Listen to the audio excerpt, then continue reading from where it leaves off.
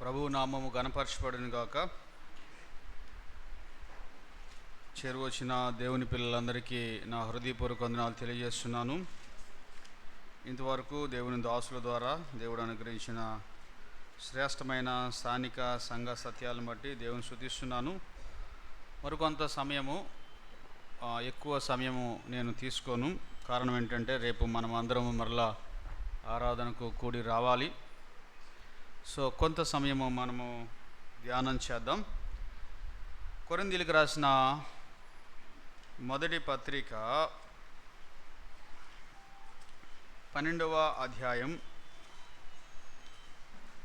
కొరింథీయులకు రాసిన మొదటి పత్రిక 12వ అధ్యాయములో ఒక వచనాన్ని చదువుకుందాం. చివరి వచనము అంటే 31వ వచనం, చివరి భాగం.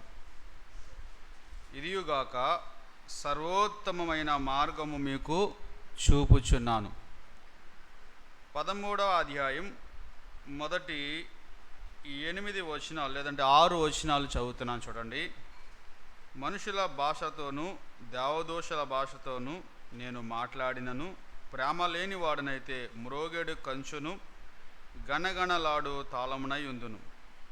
ప్రవచించు కృపావరము కలిగి మర్మములన్నీయు జ్ఞానమంతియు ఎరిగిన వాడనైనను కొండలను పెకలింపగల పరిపూర్ణ విశ్వాసము గలవాడైనను ప్రేమలేని వాడనైతే నేను వ్యర్థుడను. బీదల పోషణ కొరకు నా ఆస్తి అంతయు ఇచ్చినను కాల్చబోటకు నా శరీరమును అప్పగించినను ప్రేమలేని వాడనైతే నాకు ప్రయోజనమేమీ లేదు. ప్రేమ దీర్ఘకాలము సహించును, దయ చూపించును. ప్రేమ మత్సరపడదు, ప్రేమ డంబముగా ప్రవర్తింపదు, అది ఉప్పొంగదు, అమర్యాదగా నడువదు, స్వప్రయోజనమును విచారించుకొనదు, త్వరగా కోపపడదు, అపకారమును మనసులో ఉంచుకొనదు, దుర్నీతి విషయమై సంతోషపడక సత్యమందు సంతోషించును.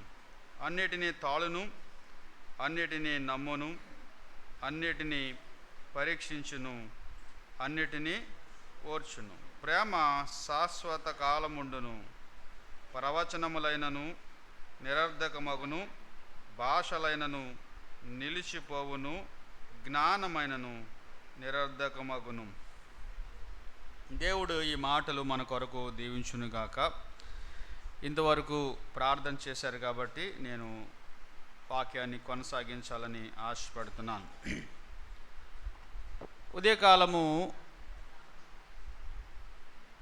మనము యేసుక్రీస్తు స్వారూప్యము ఏ విభాగంలో రావాలి అని ఆలోచించామంటే, యేసుక్రీస్తు స్వారూప్యం అంటే ఆయన బహిరంగ లేదంటే భౌతికమైన ఆహార్యాన్ని మనం కలిగి ఉండడం కాదు, కానీ ఆయన ఆంతర్యాన్ని, ఆయన ప్రేమ కలిగిన వాడు కాబట్టి ఆ ప్రేమ తత్వము, ఆ ప్రేమ స్వభావము, ఆ ప్రేమ గుణశీలము మన జీవితంలోనికి రావాలని తండ్రి అయిన దేవుడు ఆశిస్తున్నాడు. నా మొదటి కుమారుడు అంటే నా జ్యేష్ఠ కుమారుడు లేదా నా ప్రియమైన కుమారుడు యేసుక్రీస్తు సంపూర్ణమైన ప్రేమను, దేవుని ప్రేమను మానవులకు చూపించాడు. కాబట్టి ఆయన శిష్యులు అనబడిన వారు లేదా ఆయన నామము కలిగిన వారు, క్రైస్తవులు అంటే క్రీస్తును కలిగిన వారు అని అర్థం, క్రీస్తును వెంబడిస్తున్నవారని అర్థం, లేదా క్రీస్తును ఆరాధిస్తున్నవారని అర్థం, క్రీస్తు కొరకు జీవిస్తున్నారని అర్థం. ఈ గుంపు వారు లేకపోతే ఈ యొక్క సమూహము ఆయన ప్రేమ తత్వములోనికి వారు రూపాంతరము చెందాలి అనేది దేవుని యొక్క ఉద్దేశముగా ఉన్నది. అందుకే కొరింథీ సంఘంలో చాలా సమస్యలు ఉన్నాయి. 1 కాదు, 2 కాదు. మొదటి అధ్యాయం నుంచి మీరు చూస్తే ఎన్నో సమస్యలు ఉన్నాయి. పౌలు వాటన్నిటికీ చాలా పరిష్కారాలు రాశాడు. కానీ ప్రధానమైన పరిష్కారము, సర్వోత్తమమైన పరిష్కారాన్ని ఇక్కడ తెలియచేస్తున్నాడు. బైబిల్ అంతట్లో కూడా ప్రేమ గురించి రాయబడిన ఒక క్లాసికల్ ప్యాసేజ్ ఏదైనా ఉందంటే ఇప్పుడు మనం చదువుకున్న అధ్యాయం అన్నమాట. చాలా లోతైన నిగూఢమైన అర్థాలతో ఉన్న ఈ యొక్క వచనాలను పరిశుద్ధాత్ముడు ఆయా దైవజనుల ద్వారా చాలా స్పష్టంగా వివరించారు. అన్ని లోతైన సంగతులు నేను వివరించలేను, కానీ మన అనుదిన ఆచరణాత్మకమైన క్రైస్తవ జీవితంలో ఇక్కడ రాయబడిన సంగతులు మనకు ఎంతవరకు ఉపయోగపడతాయో ఆలోచన చేద్దామని నేను ఆశ కలిగి ఉన్నాను. ఇక్కడ పౌలు ఇది సర్వోత్తమమైన మార్గము అంటున్నాడు. ఒక రకంగా చెప్పాలంటే సర్వరోగ నివారిణి అని అర్థం అన్నమాట. సంఘంలో కానీ విశ్వాస జీవితంలో కానీ మీకు ఎలాంటి సమస్య ఉన్నా కానీ దైవికమైన ప్రేమ ఉంటే గనక ఆ సమస్య చాలా తొందరగా చిక్కు విడిపోతుంది అనేది పౌలు యొక్క భావన. వారిలో ఎందుకు భేదాలు ఉన్నాయి, వారిలో ఎందుకు అసూయలు ఉన్నాయి, వారిలో ఎందుకు మత్సరాలు ఉన్నాయి, వారిలో ఎందుకు వ్యభిచార సంబంధమైన పాపం ఉన్నది, వారు ఎందుకు ప్రభువుని సరిగా ఆరాధించలేకపోతున్నారు రొట్టె విరిచే కూడికి వచ్చి, వారెందుకు వారి మధ్యన కక్షలు ఉన్నాయి, ఇవన్నీ కూడా కొరింథీ సంఘంలో ఉన్న సమస్యలు. అందుకే ఓ కొరింథీయులారా, మీకు ఒక సర్వోత్తమైన మార్గాన్ని తెలియచేయాలనుకుంటున్నాను అని చెప్పి ఆరంభించాడు. 15 మార్గాలు చెప్పాడండి. ఇక్కడ ప్రేమను గురించి 15 విధాలుగా చెప్పాడు. దాంట్లో 7 ఏది ప్రేమో చెప్పాడు, 8 ఏది ప్రేమ కాదో చెప్పాడు. మొత్తం ఎన్ని చెప్పాడండి? 15. ఈ 15 ఇప్పుడు నేనేం చెప్పను, కానీ మీరు మనసులో ఉంచుకోండి. 15 శ్రేష్టమైన లక్షణాలు ప్రేమ గురించి చెప్పాడు. అందులో 7 లక్షణాలు ఏది ప్రేమో చెప్పాడు. మిగతా 8 లక్షణాలు ఏది ప్రేమ కాదో చెప్పాడు. అవి ఒకసారి ఆలోచిస్తే చాలా సులభమైన, సహజమైన, అందరికీ అర్థమయ్యే రీతిలో, శైలిలో పరిశుద్ధాత్ముడు అపోస్తలుడైన పౌలు ద్వారా ఈ విషయాలు రాసినట్టుగా మనం గమనిస్తున్నాం. మొట్టమొదటి చూడండి ఏమి చెప్తున్నాడు. మొట్టమొదటి వచనంలోను, మనుషుల భాషతోను దేవదూతల భాషతోను నేను మాట్లాడినను ప్రేమ లేని వాడినైతే మ్రోగెడి కంచును గణగణలాడు తాళమునై ఉన్నాను అని చెప్పాడు. ఈ 15 కూడా పౌలు ఎవరి గురించో చెప్పట్లేదు. సాధారణంగా మనం ఏం చెప్తామంటే, నీకు ప్రేమ లేదు, నీలో ప్రేమ కనబడట్లేదు, నీలో సత్యం కనబడట్లేదు, నీలో వాక్యం కనబడట్లేదు అని ఇతరులను మనం పాయింట్అవుట్ చేస్తాం. కానీ పౌలు దైవాత్మ ప్రేరేపితుడై దేవుని ఆత్మచేత నింపబడిన వాడై ఈ 15 లక్షణాలు కూడా తన మీద బిడ్డకు రాస్తున్నాడండి. ఎవరి మీద బిడ్డకు రాస్తున్నాడు? నేను ప్రేమ లేనివాడు. అక్కడ చూడండి, నేను మాట్లాడినాను అన్న మాట గమనించారా? భాషలతో నేను మాట్లాడినను ప్రేమ లేని వాడనైతే మ్రోగెడు కంచును గణగణలాడు తాళమునై ఉందును అని చెప్పాడు. అంటే అర్థం ఏంటి? ఇప్పుడు నన్ను నేను పరీక్షించుకోవాలి, నిన్ను నీవు పరీక్షించుకోవాలి. ఇతరుల్లో ఎంత ప్రేమ ఉందో నువ్వు కొలవడానికి, నేను కొలవడానికి అర్హత లేదు.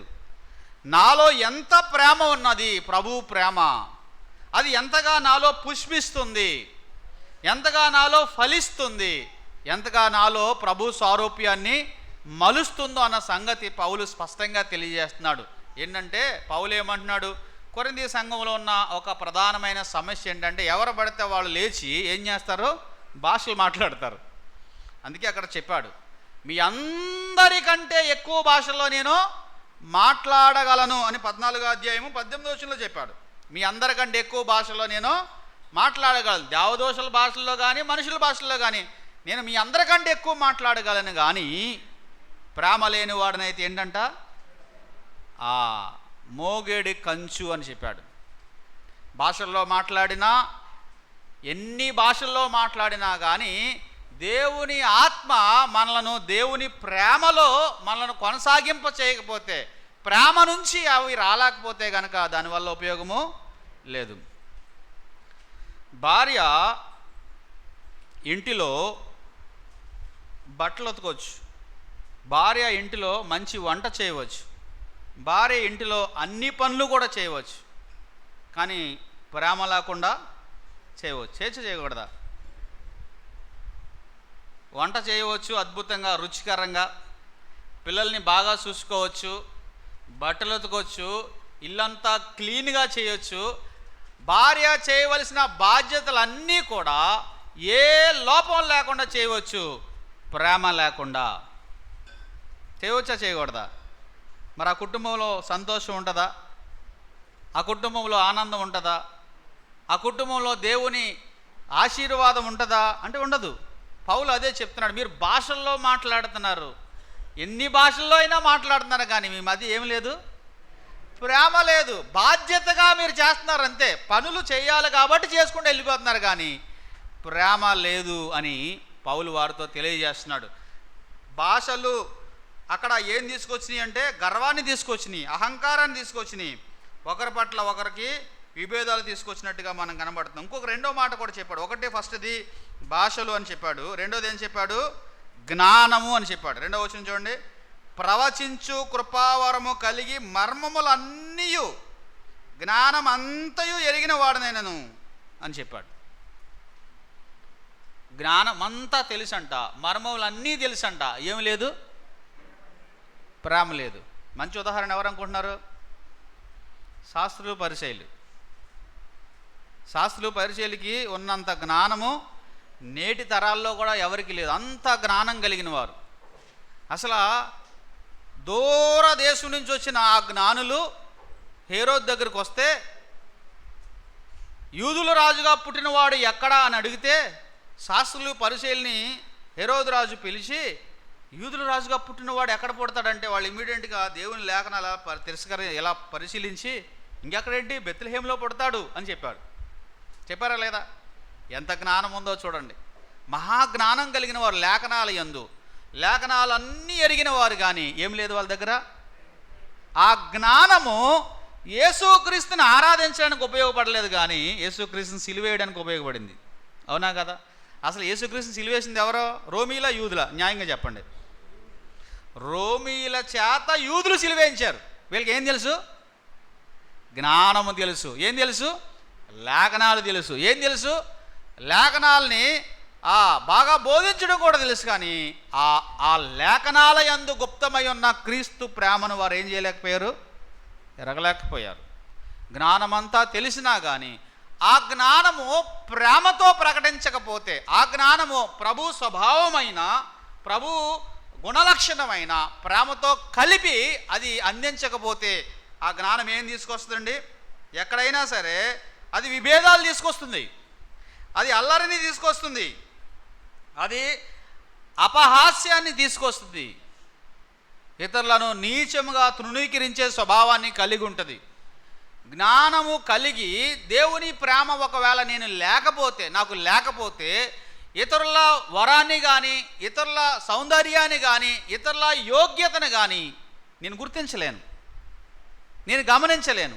అది అల్లరికి, విభేదాలకు, సకలమైన నీచ కార్యాలకు దోహదపడేదిగా ఉన్నది. యేసుక్రీస్తుని ఒక పరిసయ్యుడు ఇంటికి భోజనానికి ఆహ్వానించాడు, కానీ తలకి ఏమి ఇవ్వలేదండి, నూనె రాయలేదు, కాళ్ళకి ఏమి ఇవ్వలేదండి, నీళ్ళు ఇవ్వలేదు. ఆయన ఏం చేయలేదండి, ముద్దు పెట్టుకోలేదు.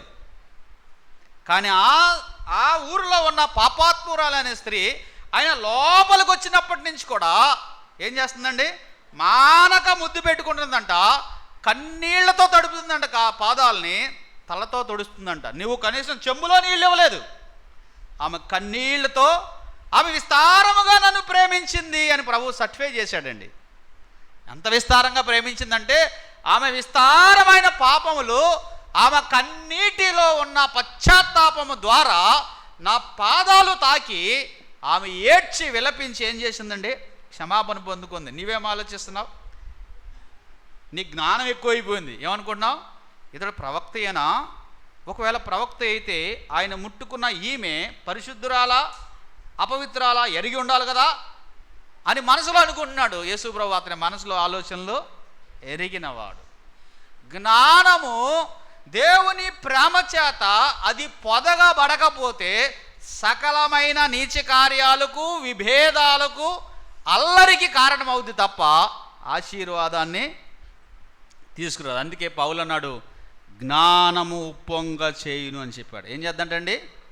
జ్ఞానము ఉప్పొంగ చేస్తుంది. ప్రేమ ఏం చేస్తుంది? క్షమాభివృద్ధిని తీసుకొస్తుంది. ఎందుకు కొరింథీయులు ఉప్పొంగిపోయారు చూడండి.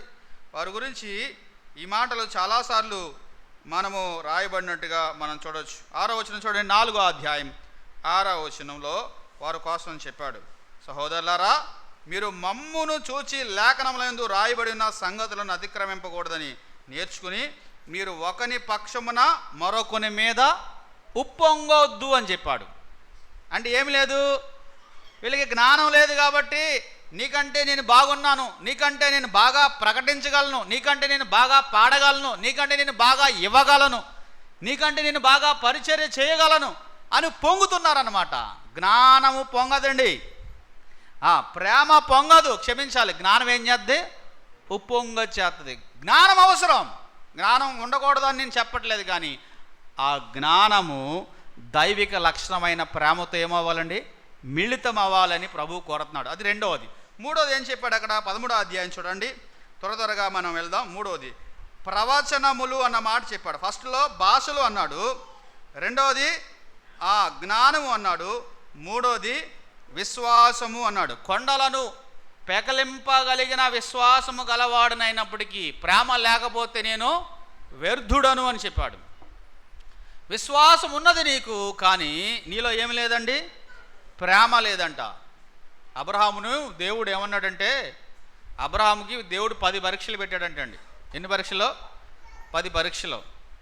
ఆ 10 పరీక్షల్లో చివరి పరీక్ష ఏంటంటే ఫైనల్ ఎగ్జామ్స్ అనమాట, పబ్లిక్ ఎగ్జామ్ అనమాట. అది నీవు ప్రేమించు, నీకు ఒక్కడయ్యున్న కుమారుని నీవు ప్రేమించు ఇస్సాకును నాకు నేను చూపించే ఆ పర్వతం మీద బలిగా అర్పించు అన్నాడండి. చూస్తారు 22వ అధ్యాయం చూడండి. దేవుడు మాట్లాడిన మాటలు ఎంత స్పష్టంగా అబ్రహాముతో మాట్లాడాడో మీరు చూడండి. ప్రేమ లేకపోతే అబ్రహాము ప్రేమ ద్వారానే దేవునికి నమ్మకస్తుడుగాను, విశ్వాసులకు తండ్రిగాను, విశ్వాసం యొక్క రుజువుగాను కనపరుచుకున్న ఆ సందర్భాన్ని చూడండి. ఆ సంగతులు జరిగిన తర్వాత మొదటి వచనం, దేవుడు అబ్రహామును పరిశోధించినట్లనగా ఆయన అబ్రహామా అని పిలవగా అతడు చిత్తము ప్రభువా నేను.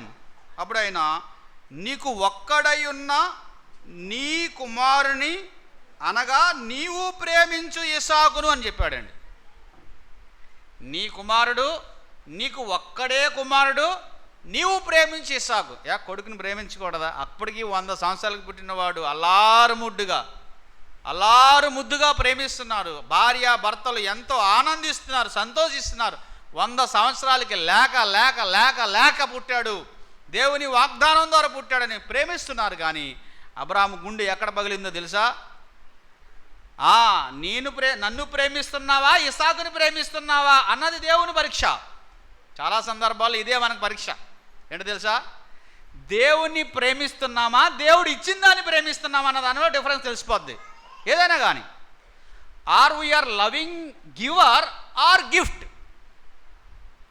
ఇచ్చిన వాటి చేత నీ ప్రేమ ముడిపడి ఉన్నదా, ఇచ్చిన వాని మీద నీ ప్రేమ ముడిపడి ఉన్నదా అనేది చాలా వ్యత్యాసాన్ని తీసుకొస్తుంది. అబ్రహాం ఈ యొక్క పరీక్షలో విజయాన్ని సాధించాడు. దేవా, నిన్ను ప్రేమిస్తున్నాను, నీ మహిమను ప్రేమిస్తున్నాను, నీ వాగ్దానాలను ప్రేమిస్తున్నాను, నీ మీదే దృష్టించి నేను గుడారాల్లో జీవిస్తున్నాను, నీవిచ్చిన ఇస్సాకును నీకంటే నేను ఎక్కువ ప్రేమిస్తలేదు అని ఆ మోరియా పర్వతం మీద ఆ కత్తి లేపడం ద్వారా అబ్రహాము రుజువు చేసుకున్నాడు. అబ్రహాము విశ్వాసం దేంతో కూడి ఉందండి? అచంచలమైన ప్రేమతో కూడి ఉంది. విశ్వాసులు ఎక్కడ ఆగిపోయారో తెలుసా? ఇచ్చిన దేవుణ్ణి ప్రేమించడం మానేసి ఇచ్చిన వాటిని ప్రేమించడం ప్రారంభిస్తున్నాడు. ఒక ఆయన కారు మీద గీత పడిందంటండి, గుండె ఆగిపోతుందంట ఆయనకి. కొత్త కారు కొనుక్కోండి, గీత పడితే గుండె ఆగిపోతుంది. ఇంటికి బీటలు వస్తే గుండె ఆగిపోయే వాళ్ళు ఉన్నారు. ఏదైనా బ్యాంక్ బ్యాలెన్స్ కొంచెం తగ్గితే గుండె ఆగిపోయే వాళ్ళు ఉన్నారు. భౌతికమైన ఆశీర్వాదాలు ఆయన మనకి ఇచ్చినప్పుడు వాటిని వాడుకోవడం, వినియోగించుకోవడం తప్పు కాదు. కానీ మనం ప్రేమ దేని మీద ముడిపడి ఉండాలండి? ఇచ్చిన వాని మీద ముడిపడి ఉండాలి. అందుకే అబ్రహాము విశ్వాసులకు తండ్రి. ఎందుకని? ఆయన విశ్వాసము దేంతో ముడిపడి ఉందండి? ప్రేమతో ముడిపడి ఉన్నది. పిల్లల్నిచ్చిన దేవుణ్ణి మనం ప్రేమించాలి, పిల్లల్ని ప్రేమించాలి, కానీ దేవుని కంటే ఎక్కువ కాదు. ఉద్యోగం ఇచ్చిన దేవుని ప్రేమించాలి, ఉద్యోగాన్ని సరిగా నిర్వర్తించాలి, ఉద్యోగాన్ని దేవుని కంటే ఎక్కువ కాదు. ఆరోగ్యం ఇచ్చిన దేవుని ప్రేమించాలి, ఆరోగ్యాన్ని బాగా కాపాడుకోవాలి. ఆరోగ్యాన్నే ప్రేమించి దేవుణ్ణి విస్మరించకూడదు. ఏవైనా మీరు దీంట్లో పెట్టుకోండి. అందమైన భార్యని ఇచ్చినప్పుడు, గుణవతి అయిన భార్య ఇచ్చినప్పుడు ఆమెను ప్రేమించాలి, పోషించాలి, సంరక్షించాలి, దేవుని కంటే కాదు. మంచి భర్తనిచ్చినప్పుడు అతన్ని ప్రేమించాలి, లాలించాలి, కానీ దేవుని కంటే కాదు. ప్రాథమికమైన స్థానం ఎవరికి ఇవ్వాలండి? ప్రప్రథమ స్థానం ఎవరికి వెళ్ళాలి? అదే చెప్తున్నాడు. నీకు విశ్వాసం ఉన్నా కానీ ఆ విశ్వాసము నీ ప్రేమతో ముడిపడి ఉండకపోతే అది వ్యర్థము. పౌలు అంటున్నాడు, నాకు దేవుడు విశ్వాసం అనేది వరముగా ఇచ్చాడు, కానీ నేను విశ్వాసము కలిగిన, కొండలను పెకలింపగలిగిన విశ్వాసం ఉన్నా కానీ ప్రేమ లేకపోతే నేను ఎలాంటి వానండి? వ్యర్థుడను అని చెప్తున్నాడు. కాబట్టి ఒకటి, నీకు భాషలు ఉన్నా కానీ ప్రేమ లేకపోతే గణగణలాడే గంట అంట. ఇప్పుడు నేను వర్తమానం చెప్తున్నాను, ఒక స్టీల్ కంచం కానీ ఇత్తడి కంచాన్ని కానీ తీసుకుని డబా డబా డబా డబా బాగుతున్నాను అనుకోండి, వర్తమానం చెప్తున్నాను బాగుతున్నాను అనుకోండి. ముందు బాదినప్పుడు మీరు అందరూ నవ్వుతారు బాగుందని, కాసేపు బాధని అనుకోండి కొంచెం నవ్వు ఆపేస్తారు, ఇంకా ఎక్కువ బాధని అనుకోండి మొత్తం అన్ని కుర్చీలు ఖాళీ అయిపోతాయి. ఎందుకని? ఆ సౌండ్లో విసుగుంటుంది. ఆ సౌండ్లో ఏముంటుందండి? ఆ విసుగుంటుంది అన్నమాట. ప్రేమ లేకపోతే నీ వరం వల్ల నిష్ప్రయోజనమే కాకుండా దాంట్లో ఏముండదండి? విసుగుంటుంది అన్నమాట. మీరు క్షమించాలి, కొంతమంది సంఘానికి ఎందుకు రారో తెలుసా? అంటే ఈ సంఘం కోసం చెప్పట్లేదు. కొంతమంది సంఘానికి ఎందుకు రారో తెలుసా? ఒక వ్యక్తి వేదిక ఎక్కాడంటే అది గణగణలాడే కంటే వినేవారికి ప్రయోజనం ఉండదు, మేలు ఉండదు, దిద్దుబాటు ఉండదు, దీవెన ఉండదు, ప్రోత్సాహం ఉండదు, దైవ సందేశం ఉండదు. మరి అలాంటప్పుడు అది గణగణలాడే గంట కాకపోతే ఏమిటి? దేవుని యొద్ద కనిపెట్టడం, ఆయన యొద్ద మనం పొందుకోవడం, దాన్ని దీనత్వంతో మళ్ళా ప్రజలకు అందించడం మనం నేర్చుకోవడానికి ఇష్టపడాలి. ఇది ఒక్కసారే వచ్చేది కాదు, దేవుడు ఇస్తాడు. ఆ విషయాలు మనము జాగ్రత్తగా నమ్రతతో ముందుకు వెళ్ళాలని మనం గమనించాలి. కాబట్టి మూడవది, నాకు విశ్వాసం ఉన్నా కానీ అది ప్రేమలతో కలిసి ఉండకపోతే నిష్ప్రయోజనము అని చెప్పాడు. మూడవది, నాలుగవది అక్కడ ఏం చెప్తున్నాడంటే త్యాగముల గురించి చెప్తున్నాడు. తర్వాత వచ్చిన చదవండి 13వ అధ్యాయం. ఆ బీదల పోషణ కొరకు నా ఆస్తంతా ఇచ్చినను, కాల్చబడుటకు నా శరీరం అప్పగించినను, ప్రేమ లేని వాడనైతే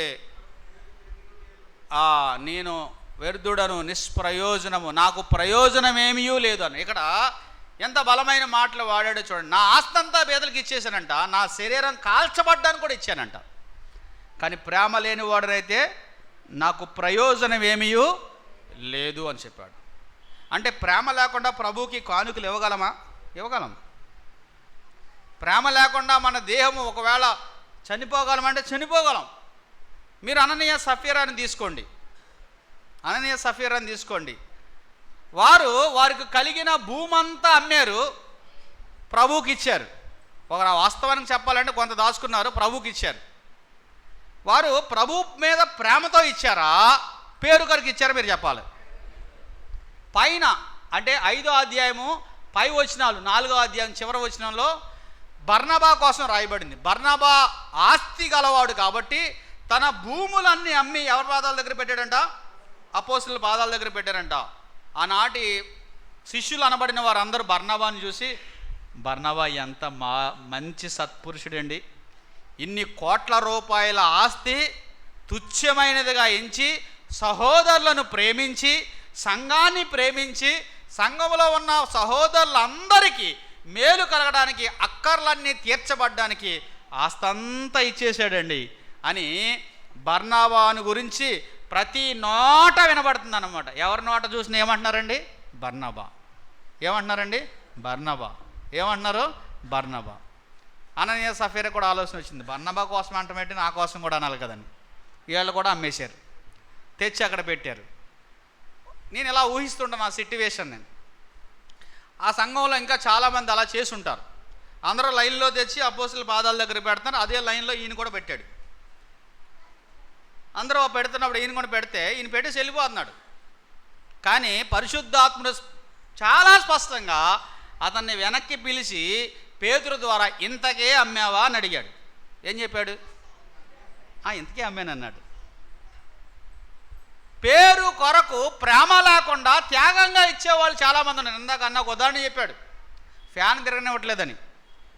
అసలు ప్రేమ లేకుండా దశంభాగాలు ఇచ్చేవాళ్ళు ఉన్నారు, ప్రేమ లేకుండా లక్షలు ఇచ్చేవారు ఉన్నారు. అందుకే ప్రభు ఒక మంచి ఉదాహరణ చెప్పాడు. ఆ పేద విధవరాలు ఇచ్చిన 2 కాసులు ఆయన ఆ బల్ల దగ్గర ఉన్నాడని, ఆ కానుకల పెట్టి దగ్గర ఉన్నాడని ఆ చాలామంది శాస్త్రులు పరిచయాలు కట్టలు వేసేసారు. కానీ ఆ పేద విధవరాలు వేసిన 2 కాసులను ప్రభు ఏమన్నాడు? మెచ్చుకున్నాడు.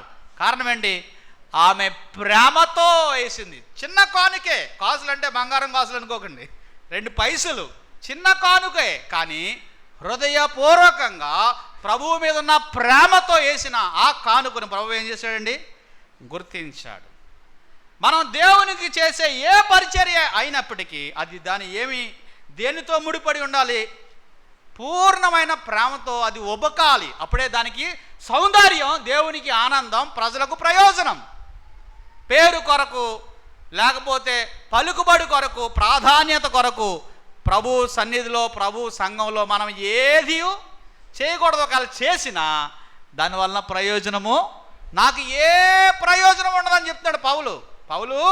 తన ప్రాణాన్ని ఏమని చెప్పాడు? పానీయార్పణంగా పోయబడుతుందని చెప్పాడు. ఇప్పుడే నేను పానార్పణంగా పోయబడుచున్నానని చెప్పాడు. ప్రాణాన్ని అర్పణంగా పోయబడ్డానికి పౌలు ఇష్టపడ్డాడు. దేన్ని బట్టి? పౌలు హతసాక్షి కాబట్టి లోకమంతా చెప్పుకుంటారని కాదు. ప్రభువు మీద, ప్రభు సేవ మీద, ప్రభు ఇచ్చిన పని మీద, ప్రభు ఇచ్చిన దర్శనం మీద ఆయనకున్న ప్రగాఢమైన ప్రేమలోంచి ఉబికిన త్యాగమే తప్ప పేరు కొరకు కానే కాదు. ఒక ప్రశ్న, మనం చేసేది పేరు కొరక, ప్రేమతోనా? ఆ ప్రశ్నకు మనం సరి అయిన జవాబు యథార్థంగా చెప్పుకుంటే మీరు చేసే ప్రతిదానికి మీకేం దొరుకుతుందండి? ప్రతిఫలం దొరుకుతుంది. చాలా అద్భుతమైన ప్రతిఫలం దొరుకుతుంది. కాబట్టి మొదటిది, మీరు భాషలు కలిగి ఉన్నా కానీ మీకంటే ఎక్కువ భాషలు కలిగిన వాడిని నేను, ప్రయోజనం కలగడానికే నేను మాట్లాడాను. కానీ మీరేం చేస్తున్నారు? దాన్ని గలిబిలికి, గందరగోళానికి, విసుగుకు మరి కొనసాగిస్తున్నారు. మీరు ప్రవచనాలు చెప్పగలిగిన వారైనా, జ్ఞానం ఎంత ఉన్నా కానీ అది నిష్ప్రయోజనంగా మీరు వాడుతున్నారు. తర్వాత మీకు విశ్వాసము కొండల్ని పెగలించగలిగినప్పటికీ ప్రేమ లేని కారణాన్ని బట్టి మీ యొక్క పని ప్రభువు చేత హర్షించబడట్లేదు. మీ త్యాగం చాలా గొప్పదైనప్పటికీ దాంట్లో ఏం లేదు? దేవుని ప్రేమ లేదు అని చెప్పాడు. ఇక్కడి నుంచి ఏది ప్రేమో ఏది ప్రేమ కాదో అన్న సంగతులు 15 సంగతులు చెప్పాడు. 2-3 సంగతులు మనం చూసి నేను 10 నిమిషాల్లో వాక్యాన్ని ముగించబోతున్నాను. చూడండి, ఆ తర్వాత ప్రేమ ఎలాగుంటుందో చెప్పాడు. ఏం చెప్పాడు? ప్రేమ ఎలాగుంటుందో చెప్పాడు. కొరింథీ పత్రిక 13వ అధ్యాయము 4వ వచనం. ప్రేమ దీర్ఘకాలము సహించును అని చెప్పాడు. దీనికి ముందు ఒక వచనాన్ని మీ దృష్టికి తీసుకొస్తారు. రోమాపత్రిక చూడండి 12వ అధ్యాయము. ఇది మనం ఖచ్చితంగా చదవవలసిన అంశం. ఎందుకు? దేవుని ప్రేమ మనలో ఆయన ఆత్మ కుమ్మరించినప్పటికీ 5వ అధ్యాయంలో మనం చూసాం. మన స్వభావం ఈర్ష్య, మన స్వభావం పగ, మన స్వభావం కలహం, మన స్వభావం ద్వేషం, మన స్వభావం మత్సరం. ఆదాము మన తాత కాబట్టి అతని దగ్గర నుంచి మనం పుణికిపుచ్చుకున్న లక్షణాలు ఇవి. అయితే రక్షించబడిన వారు పరిశుద్ధాత్మ ద్వారా దేవుని ప్రేమ కుమ్మరించబడ్డ మన హృదయంలో. అది దైవికమైన గొప్ప ప్రణాళిక, గొప్ప ఏర్పాటు. ఈ లోకంలో ప్రభు ప్రేమను ప్రదర్శించడానికి ఇది మనలోని జనించింది కాదు, మన స్వాభావికమైన లక్షణం కాదు. పరిశుద్ధాత్మ ద్వారా ప్రభు మనలో పోసిన, కుమ్మరించిన దేవుని ప్రేమను ప్రదర్శించడానికి ప్రభు మనకు సహాయం చేస్తాడు. దానికి ఇక్కడ ఒక సూత్రం చెప్పాడు. చూడండి 12వ అధ్యాయం, రోమాపత్రిక 12వ అధ్యాయము 9వ వచనం చూడండి. 9వ వచనం. ఇది వాస్తవానికి ఈ సందర్భం ఏంటంటే, సంఘములో పరిచర్య చేసే ఆ పరిచర్యలో, కృపావరాల్లో వారు అది క్రమముగా చేయాలంటే, దేవుని సంఘానికి క్షేమకరంగా చేయాలంటే, బ్రదర్ చెప్పినట్టుగా దేవునికి మహిమకరంగా చేయాలంటే, సంఘానికి మేలుకరంగా చేయాలంటే ఈ సూత్రం చెప్తున్నాడు 9వ వచనంలో. ఏం చెప్పాడు? మీ ప్రేమ ఎలా ఉండాలంటండి? వితౌట్ వ్యాక్స్ అంటారనమాట ఇంగ్లీష్లో. నిష్కపటమైనదంటే మక్కు లేని ముక్కు అని అర్థం. ఆ దినాల్లో ఈ పదాన్ని సిన్సియారిటీ అని కూడా ఇంగ్లీష్లో అంటారు. ఆ దినాల్లో బొమ్మలు చెక్కేవారు, లేకపోతే రాతి బొమ్మలు చెక్కేవారు చాలా సుదీర్ఘమైన పని చేసేవారంట దాని మీద. దాన్ని చెక్కి చెక్కి చెక్కి ఒక అందమైన రూపానికి వచ్చినప్పుడు ఆ చెక్కే ఆ నిర్మాణకుడు సుత్తి ఆకారణ దాన్ని నక్షి పని చేసేటప్పుడు, దాన్ని సౌందర్యాన్ని అద్దడానికి చేసే పనిలో ముక్కు మీద దాన్ని అందంగా చెక్కడానికి ప్రయత్నం చేస్తున్నప్పుడు దెబ్బ కొంచెం గట్టిగా పడితే ముక్కు ఇరిగిపోద్ది అనమాట. అలా ఇరిగిపోయినప్పుడు 2 నెలలుగా 3 నెలలుగా వారాలుగా, అమ్మాయి ఆయన కొంచెం వెనక పెట్టండి, వారాలుగా చేసిన ఈ బొమ్మ ఇప్పుడు ఎవరు కొంటారు? ముక్కు లేదు కదా అని చెప్పి మక్కు రాసి దానికి అంటిస్తారంట. ఏం రాస్తారో? మక్కు రాసి అంటిస్తారనమాట. వాస్తవానికి ముక్కు ఇరిగిపోయింది, లోపలేముంది? మక్కు ఉందన్నమాట. దాన్ని కొనుక్కునే వారికి తెలియదు కాబట్టి కొనేసుకుంటారనమాట. ఇప్పుడు మన ప్రేమ ఏమై ఉండాలి? వేషధారితం కలిగి ఉండకూడదని చెప్తున్నాడు ఇక్కడ. నీవు వేషధారితమైన ప్రేమ, కనిపించే బడాయి అంటారనమాట, హంగు ఆర్భాటం కాదు నీ ప్రేమలో ఉండవలసింది. అది నిష్కపటంగా ఉండాలి. అంటే ఏం చేయాలి చెప్పాడు చూడండి. మీ ప్రేమ నిష్కపటమైనదై ఉండవలెను అన్నాడు. దేన్ని అసహించుకోవాలంట? 2 చెప్తున్నాడు ఇక్కడ. ఒకదాన్ని అసహించుకోవాలి, ఒకదాన్ని హత్తుకోవాలని చెప్తున్నాడు. మన ప్రేమ నిష్కపటంగా ఉండాలనంటే ఈ చర్య జరగాలి, ఈ క్రియ జరగాలి, ఈ నిర్ణయం జరగాలి, ఈ ఏర్పాటు జరగాలి. లేకపోతే నిష్కపటంగా ఉండదు. నువ్వు నిష్కపటమైన ప్రేమతో ఉండాలంటే, వేషధారిత తనం మన ప్రేమలో ఉండకూడదంటే చెడ్డదాన్ని ఏం చేయాలి? నువ్వు అసహించుకోవడం అంటే ఏంటి? ఇష్టపడకపోవడానికి అసహించుకోవడానికి గల తేడా ఏంటి? కొన్ని కూరలు ఇష్టం ఉండవు, కొన్ని కూరలు కొంతమందికి ఇష్టం ఉండవు. నాకు కూడా కొన్ని కూరలు ఇష్టం ఉండదు. బంగాళదుంప అంటే నాకు ఇష్టం ఉండదు. అంటే మీరు వండొద్దని కాదు చెప్తున్నాను. కానీ బంగాళదుంప నేను అసహించుకోను. ఏ కూర లేకపోతే దాంతోనే తింటాను.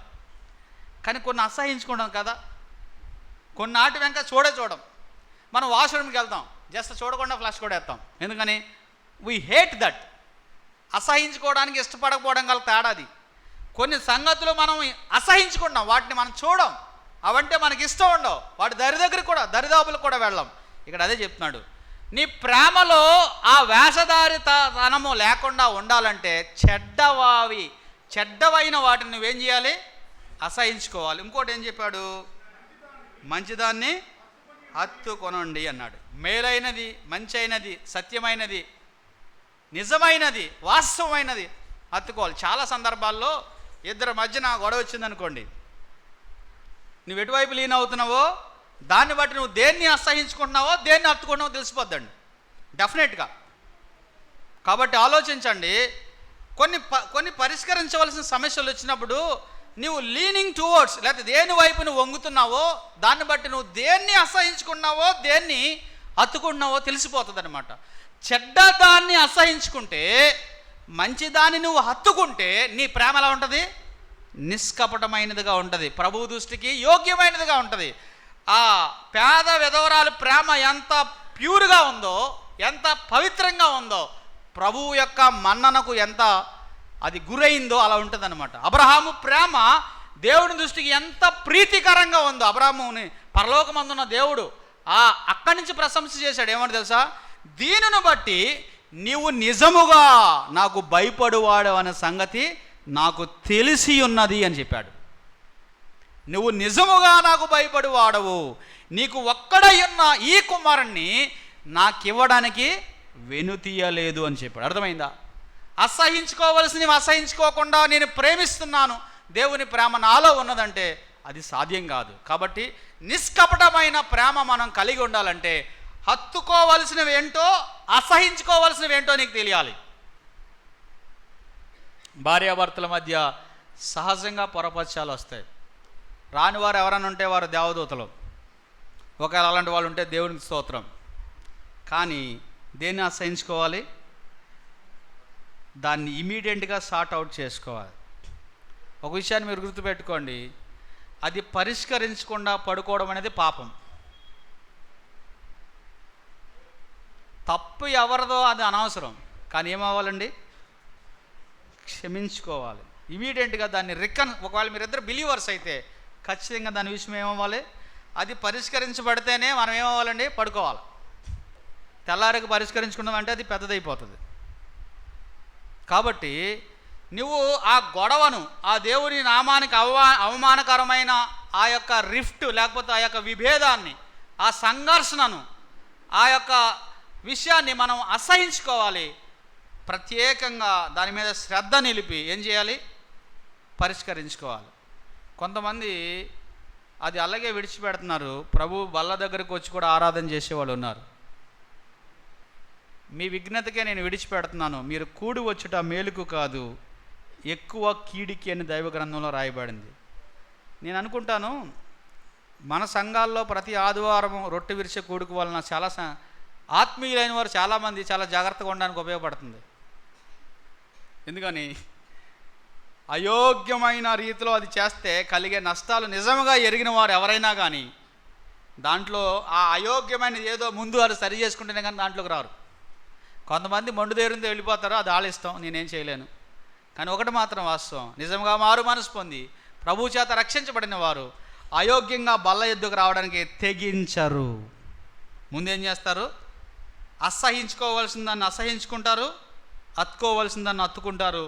ఆ పరిపూర్ణమైన దేవుని ప్రేమను ప్రభువుకి చూపించగలుగుతారు.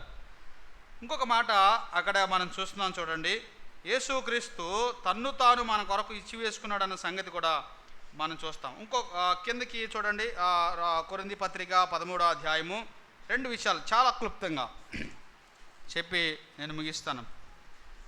కొరింథీ పత్రిక 13వ అధ్యాయం 6వ వచనం లేదంటే 4వ వచనం, ప్రేమ దీర్ఘకాలము సహించును అని చెప్పాడు. ప్రేమ ఏం చేస్తుందంటండి? సహిస్తుంది. ప్రేమ దయ చూపించును. ఈ రెండు ఒక్కసారి జస్ట్ అలా ఆలోచించి మనం ముందుకు వెళ్ళిపోదాం. ప్రేమ అనే ఆ యొక్క కాయిన్కి ఇరుపక్షాలు ఉన్న 2 లక్షణాలు. ఒకటి సహించడం, రెండోది ఏం చెప్పాడు? ప్రేమ దీర్ఘకాలం సహించును, ప్రేమ దయ చూపించును. ప్రేమ అనే కాయిన్ ఉందనుకోండి, ఈ పక్కనేమో సహించడం, ఈ పక్కనేమో దయ చూపించడం ఉంటుందంట. సహించడం అంటే గుణం, దయ చూపించడం అంటే క్రియ. ప్రేమ ఎంతకాలం సహిస్తుందంటండి? దీర్ఘకాలం. ప్రేమ దీర్ఘకాలం సహించును అని చెప్పాడు, ప్రేమ దయ చూపించును అని చెప్పాడు. దీర్ఘకాలము సహించును. ఒక వచనం మనం చూద్దాం. తిమోతికి రాసిన 2వ పత్రిక 2వ అధ్యాయం 24వ వచనం. వాస్తవానికి సంఘ పెద్దలకు సంబంధించిన అంశమే, కానీ ఒక్కసారి మనం ఆలోచిద్దాం. సత్యం విషయమై అనుభవ జ్ఞానము వారికి కలుగుటకై దేవుడు ఒకవేళ ఎదురాడు వారికి మారు మనసు దయచేయును. అందువలన సాతాను తన ఇష్టము చెప్పున చెరబట్టిన వీరు వాని ఉరిలో నుండి తప్పించుకుని మేలు కొందురేమో అని ప్రభు యొక్క దాసుడు అట్టి వారిని సాత్వికముతో శిక్షించుచు జగడమాడక అందరి ఎడల సాధువుగాను బోధింప సమర్థుగాడుగాను కీడును సహించువాడుగా ఉండాలి అని చెప్పాడు. కీడును సహించేవాడుగా ఉండాలి. బోధించేవాడు, ప్రకటించేవాడు, పరిచర్య చేసేవారు, పెద్దలుగా దేవుని సంఘాన్ని నడిపించేవారు. ఎన్ని కీడులో ఎన్ని రకాల కీడులో వాళ్ళకి ఎదురవుతుండే. ఎందుకంటే అపవాది సంఘాన్ని, సంఘ ఐక్యతను,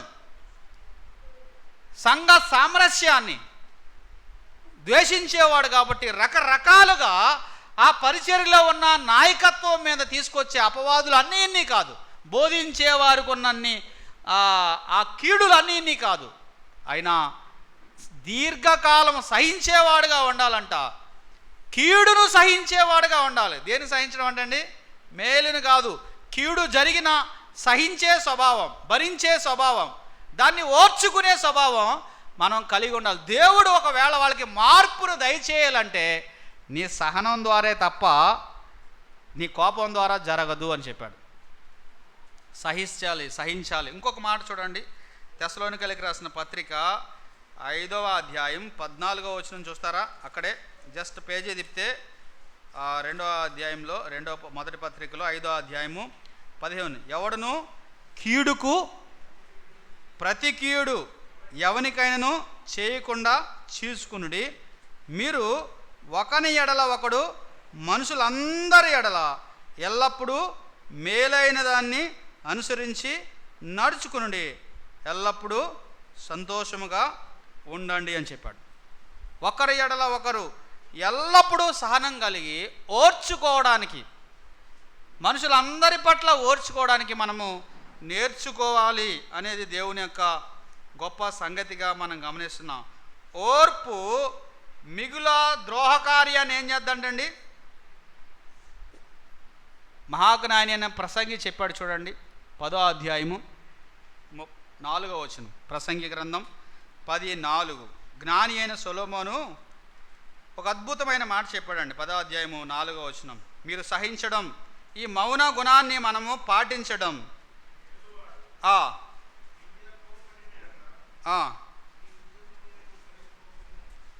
ఏలినవాడు, ఇది జాగ్రత్తగా ఆలోచించండి, ఏలినవాడు నీ మీద కోపపడిన ఎడల, అంటే నువ్వు ఆఫీసులో పనిచేస్తున్నప్పుడు మీ హెచ్ఎమ్మో లేకపోతే మీ బాసో లేకపోతే నీ పై అధికారో నీ మీద కోపపడినప్పుడు నాకు ఈ ఉద్యోగం వద్దు అని వెళ్ళిపోయేవాడు చాలా సరైన వాడు కాదు అని చెప్పి. ఏలినవాడు నీ మీద కోపపడినప్పుడు నువ్వేం చేయకూడదంటండి?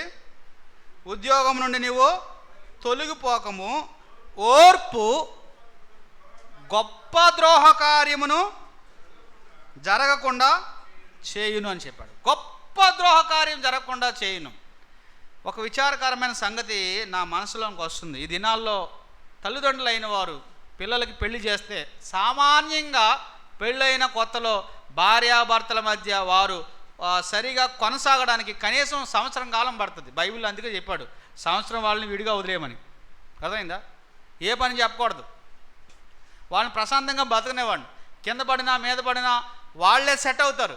కానీ ఈ దినాల్లో అమ్మా నన్ను ఇంత ఇబ్బంది పెట్టేస్తున్నారని కూతురు ఫోన్ చేసిందనుకో, పెట్టి సదిరేయి, 2 నిమిషాల్లో వచ్చాయి, నీవు అక్కడ ఉండవలసిన అవసరతే లేదు, మనకేం దిక్కు లేదా, ఏమీ లేదా. అమ్మ ఓర్చుకో అమ్మ, కొంత అలవాటు పడు.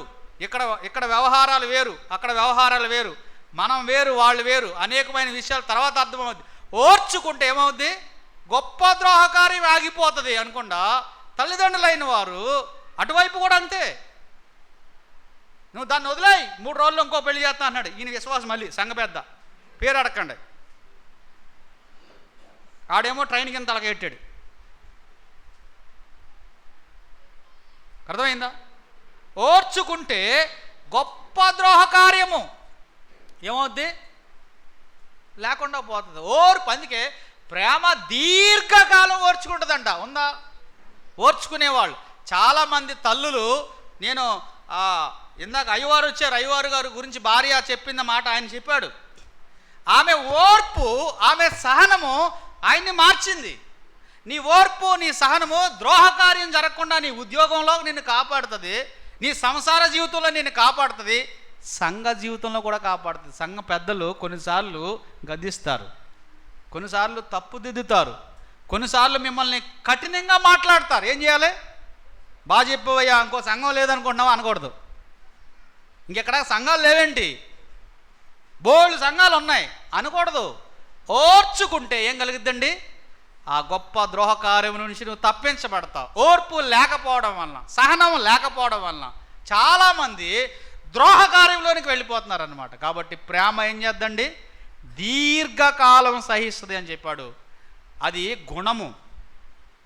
ఇప్పుడు చెప్తున్నాడు దయ చూపించును అని చెప్పాడు. ప్రేమకున్న లక్షణం ఏంటో తెలుసా? దయ చూపించడం. ప్రేమ దయ చూపించేదిగా ఉంటుంది, అది దయతో నింపబడినదిగా ఉంటుంది. యేసు ప్రభు గురించి చెప్పబడిన మాటలు అపోస్తుల కార్యాల్లో, ఆయన సువార్తలన్నిటిలో ఆయన కార్యాలన్నీ దేంతో మిళితమై ఉన్నాయండి? దయతో మిళితమై ఉన్నాయి. ఆయన ఏ ప్రాంతం తిరిగినా కానీ, ఈవెన్ చిన్న పిల్లలను ఆశీర్వదించడానికి ఆయన ఆగి సమయాన్ని కేటాయించి వారిని ఎత్తుకొని వారిని ఆశీర్వదించాడు. అయ్యా, నాకు కుష్ఠరోగం ఉన్నది, నీకిష్టమైతే నన్ను శుద్ధినిగా చేయమంటే అతని మీద కన్నికరబడి, ముట్టుకోనక్కర్లేదు, యేసుప్రభు మాట చెప్తే చాలు. కానీ ఏం చేశాడండి? వాడిని ముట్టి అన్న మాట రాయబడింది. ఇంకొక ఆయన ఏం చెప్పాడు తెలుసండి? వాడిని అమాంతంగా కౌగిలించుకున్నాడంట. నాకు ఇష్టం లేకపోవడం లేదయ్యా, ఈ లోకంలో నేను ఇష్టపడని వారు లేరు, మీరు నా సారూప్యంలో తయారు చేయబడిన వారు, పాపం యొక్క ఫలితం ఇంత వికారంగా ఉన్నది, ఇంత ఘోరంగా ఉన్నది అని వాడిని కౌగిలించుకున్నాడంట. వాడి కుష్టి వ్యాధి ఏమైందండి? అప్పుడే మానిపోయింది. ప్రేమ దయ చూపించేదిగా ఉంటుంది. కఠినంగా మాట్లాడడం, గాయపడేటట్లు మాట్లాడడం, గుండె చీలిపోయేటట్లు మాట్లాడడం, నిద్ర పట్టదని మాట. కొంతమంది మాటలు విన్నామంటే ఇంక నిద్ర పట్టదు తెల్లారేదాకా. అలాంటి మాటలు, సూటిపోటి మాటలు, కత్తులు లాంటి మాటలు ఆడేవారు ఉన్నారు. దాంట్లో దయ ఉన్నదా? దయ చూపించేటట్లుగా, ఉప్పు వేసినట్లు కృపాసహితముగా, రుచికరంగా మన ప్రేమ దయతో మిళితమై ఉండాలి అని ప్రభు కోరుతున్నాడు. పౌలు అన్నాడు, నేను చాలా కార్యాలు చేశాను, ఒకవేళ దయ చూపించేదిగా ఉంటుంది. అంటే పాపాన్ని సమర్థించడం కాదు. ఇక్కడ కొంతమంది ప్రేమ అంటే పాపాన్ని సమర్థించడం, పాపం చేసేవారితోటి వారిని కంటిన్యూ నేను ప్రేమిస్తున్నాను అనడం కాదు. అందుకే ఖండించుము, బుద్ధి చెప్పుము, సహించుమని కూడా చెప్పాడు. కాబట్టి ప్రేమను పాపాన్ని సమర్థించడం కాదు, పాపము చేసిన వారి గురించి వారితో కలిసి వాదించడం కాదు, దాని పక్షాన నిలబడడం కాదు, దాన్ని సరిచేయడమే ప్రేమ. గుర్తుపెట్టుకున్నారా? తప్పును సరిచేయడం ఏమంటారు? ప్రేమ అంటారు. తప్పుని సమర్థించడం ఏమంటారు? పక్షపాతం అంటారు. గుర్తుపెట్టుకోండి. తప్పును సరిచేయడం ప్రేమ అంటారు, తప్పుని సమర్థించడం పక్షపాతం అంటారు. చాలామంది పక్షపాతాన్ని ప్రేమ అనుకుంటారు. కాదు కాదు కాదు, పక్షపాతం వేరు, ప్రేమ వేరు. వాడు తప్పు చేసినా, వాడు తప్పులో ఉన్నా వాడిని సమర్థిస్తూ పోతే నువ్వు దాన్ని ప్రేమించడం కాదు, దాన్ని పక్షపాతం అంటారు. కానీ ప్రేమ ఏంటో తెలుసా? తప్పు చేసిన వారిని ఏం చేస్తారు? సరి చేస్తారు, సరైన మార్గంలో పెడతారు, వారి పట్ల దయ చూపిస్తాడు. ఉదయకాలం మనం ఆలోచించాం కదా, పేతురు దూరం అయిపోతే ప్రభు ఏం చేశాడు? చేరదీశాడు, అతని సమకూర్చాడు, అతని మరలా బలపరిచాడు, అద్భుతంగా దేవుని ఆత్మతో నింపాడు. ఎంత బృహత్తరమైన సేవ అతని ద్వారా జరిగించారో చూడండి. ప్రేమ ఏం చూపిస్తుంది? దయ చూపిస్తుంది. ఉందా దయ? చివరిగా ప్రేమ మత్సర పడదు అని చెప్పాడు. ఏం పడదంటండి? ప్రేమ మత్సర పడదు అన్నాడు. మత్సరం అంటే ఏంటి? ఇంకొకరు సంతోషం వీళ్ళకి దుఃఖమంట. మత్సరం ఉన్నవాళ్ళు ఎవరైనా సంతోషిస్తున్నారనుకోండి, మన ముందు ఆర్డర్ కానీ లోపల ఏడ్చేస్తుంటారు అనమాట. ఇంకొకళ్ళ సంతోషం వీళ్ళకి దుఃఖం. ఇంకొకళ్ళు ఎవరైనా బాగుపడితే ఇతనికి శ్రమ. ఇంకొకళ్ళని ఎవరైనా వారిని అభినందిస్తే వీళ్ళని తిట్టినట్టు భావిస్తారు. వాళ్ళకి ఉద్యోగం వస్తే వీళ్ళకి ఉద్యోగం పోయినట్టు భావిస్తారు. వాళ్ళు ఆశీర్వదించబడితే వీళ్ళు శపించబడినట్టు భావిస్తారు. మత్సరం అనేది అది చాలా భయంకరమైన ఒక దుర్గుణం అన్నమాట. అందుకే సామెతల గ్రంథంలో మహాజ్ఞాని ఎముకలకు పట్టిన కుళ్ళు అన్నాడండి. మత్సరం అంటే ఏంటండి? ఇంగ్లీష్లో తర్జుమా చేస్తే మీకు బాగా అర్థమవుద్ది. బోన్ క్యాన్సర్ అని చెప్పాడు. ఏంటంట? Bone cancer. నాకు బోన్ క్యాన్సర్ ఉందనుకోండి, అది నాకు నష్టమా మీకు నష్టమా? చెప్పరే. హాస్పిటల్కి వెళ్ళి అడుగుతానంటారా? డాక్టర్ గారిని అడిగి చెప్తానంటాను. చెప్పే చీజీగా ఎవరు బోన్ క్యాన్సరో వాళ్ళకే నష్టం. మత్సర పడదు అంటే ఇతరుల బాగును నువ్వు అసూయ చేత చూస్తే, ఇతరుల మేలును నువ్వు సహించలేకపోతే, ఇతరుల ఆశీర్వాదాన్ని నీ కడుపు మంటగా ఉంటే నీలో ప్రేమ ఎక్కడున్నట్టు? ఏది ప్రేమ కాదో చెప్తున్నాడు. ఇంతకుముందు అప్పుడు వరకు ఏది ప్రేమో చెప్పాడు, ఇప్పటి నుంచి ఏది ప్రేమ కాదో చెప్తున్నాడు. మత్సరము అనేది సకలమైన నీచ కార్యాలకు అది దోహదపడుతుంది. నీ మత్సరము నీకేమవుద్దో తెలుసా? భయంకరమైన కుంగుదలను, విశ్రాంతి లేని పరిస్థితిని, నెమ్మది లేని పరిస్థితిని, కొన్ని సందర్భాల్లో అనారోగ్యాన్ని కూడా తీసుకొస్తుంది. కానీ ప్రేమ ఏమవుదండి? మత్సరపడదు. ఇతరులు ఆశీర్వదించబడితే, ఇతరుల వరాలు చూసి ఆనందించాలి. ఎందుకని? దేవుడు చెప్పాడు, ఒక శరీరంలో అవయవాలు కాబట్టి ఒక శరీరంలో ఒక అవయవము బాగుగా పనిచేస్తే మరొక అవయవం ఎలా ఆనందిస్తుందో, ఇతరుల వరాలు, ఇతరుల్లో ఉన్న సామర్థ్యాలు, ఇతరుల్లో ఉన్న నైపుణ్యతలు, ఇతరుల్లో ఉన్న ఆ మేలైన ఆ లక్షణాలను చూసి మనం ఏం చేయాలి? ఆనందించాలి. దాన్ని బట్టి ప్రభు ఏం చేస్తాడు? ఆశీర్వదిస్తాడు. ఆహా, మనోడు పైకి వెళ్ళిపోతున్నాడు, మనోడు ముందుకు వెళ్ళిపోతున్నాడు, మనోడు చాలా ఎక్కువ అయిపోతున్నాడని నువ్వు మత్సర పడుతున్నావు అనుకోండి, ఏమవుద్ది? నీ కుళ్ళు నీ బోనుని ఏం చేద్దే? తినేస్తుంది అనమాట. మంచి ఉదాహరణ ఉంది బైబిల్లో. ఏంటది? దావీదు మొదటిసారి వచ్చినప్పుడు సుందరుడు, యోధుడు, బాకు, బాణం, అబ్బో చాలా బాగున్నాడు అన్నాడు ఈ సౌలే. ఆ తర్వాత ఏమన్నాడండి? దావీదికి 10,000 మంది, సౌలుకి 1,000 మంది అంటే విషము చూపు నిలిపాడంట. ఏం చూపాడండి? ఆ దినము మొదలుకొని విషపు చూపు నిలిపిన కారణాన్ని బట్టి ఎవరు నీరస వెళ్ళిపోయారు? దావీదా, సౌలా? సౌలు అంతకంతకు నీరసెళ్ళాను, దావీదు అంతకంతకు వర్ధెల్లరు అని చెప్పాడు. మత్సరము మన దేహానికి హాని, మన సంఘానికి హాని, మన పరిచర్యకు హాని, మన పరిశుద్ధతకు హాని. కాబట్టి ఇది అందరికీ ఉంటుందండి. చెప్పే నాకేం లేదని మీరు అనుకోకండి, కానీ జీవితకాలం దీంతో మనం ఏం చేయాలి? పోరాడాలి. గొప్ప దైవజనుడు జార్జ్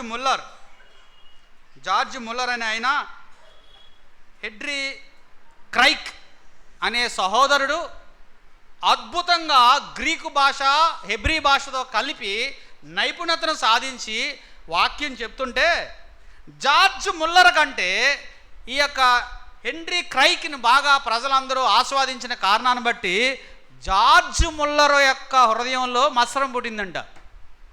ఆ 2వ రోజు ఆయన వేదికెక్కి చెప్పాడంట, నా సహోదరుడు అద్భుతంగా వాక్యం చెప్తుంటే, సంఘమంతా ఆస్వాదిస్తుంటే నా హృదయంలో మత్సరం కలిగింది, రాత్రంతా నాకు నెమ్మది లేదు, మీ అందరి ఎదుట నేను దీన్ని ఒప్పుకుంటున్నానని చెప్పాడంట. ఆ పుస్తకంలో నేను చదివాను, ఆనందం అయింది. మత్సరం వచ్చిన ప్రతిసారి ఏం చేయాలి? ఒప్పుకోవాలా. ఒప్పుకుంటే ఏమవుద్ది? పోద్ది. మళ్ళీ రాదనుకోకండి, మళ్ళీ అనుకూలమైన సమయంలో తలుపు తడుద్ది. మళ్ళీ ఏం చేయాలి? ఒప్పుకోవాలి. ఒప్పుకొని కడుక్కొని ఈ అభ్యాసం నువ్వు చేస్తే కొంతకాలానికి అది నేను పూర్తిగా విడిచి వెళ్ళిపోద్ది. ప్రేమ దయ చూపిస్తుంది, ప్రేమ దీర్ఘకాలం సహిస్తుంది, ప్రేమ మత్సరపడదు, ప్రేమ డంబముగా ప్రవర్తించదు, ప్రేమ అమర్యాదగా ప్రవర్తించదు, ప్రేమ స్వప్రయోజనాన్ని కోరుకోదు. నేను ఒకసారి మ్యారేజ్లో ఇలా చెప్పాను, మీకు ఎప్పుడు గొడవ వచ్చినా ఏమి చేయొద్దు. ఈ అపోస్తలుడైన పౌలు రాసిన కొరింథీ పత్రిక తీసుకోండి. ఆ మొదటి 8 వచనాలు, ఒక వచనం ఆవిడి, ఒక వచనం నువ్వు చదువు, ఒక వచనం ఆవిడి, ఒక వచనం నువ్వు, యథార్థంగా చదవండి. దేవుడు మీ మధ్య ఉన్నాడని చదవండి. స్వప్రయోజనం కోసం వచ్చిందా గొడవ, దేనికోసం వచ్చిందో నీకు అర్థమైపోద్ది అని చెప్పాను. ఇదే సూత్రం, ఇంకేం అవసరం లేదు, ఏ కౌన్సిలింగ్ వెళ్ళక్కర్లేదు. దేవుని వాక్యం సార్వభౌమాధికారం కలిగింది కాబట్టి నీ ప్రేమ డంబముతో ఉన్నదా, నీ ప్రేమ మత్సరపడుతుందా, నీ ప్రేమ స్వప్రయోజనాన్ని కోరుకుంటుందా, నీ ప్రేమ మంచిదాన్ని అసహించుకుంటుందా, నీ ప్రేమ దేవునికి మేలుకరంగా కనిపించట్లేదా? అందుకే పౌలు కొరింథీలో ఉన్న సంఘంలో ఉన్న సమస్యలన్నిటికీ సర్వోత్తమమైన సూత్రం చెప్పాడు, సర్వరోగ నివారణ చెప్పాడు. ఏంటండి? ప్రేమ. ప్రేమ శాశ్వత కాలము ఉండును. ప్రార్థన చేసుకుందాం.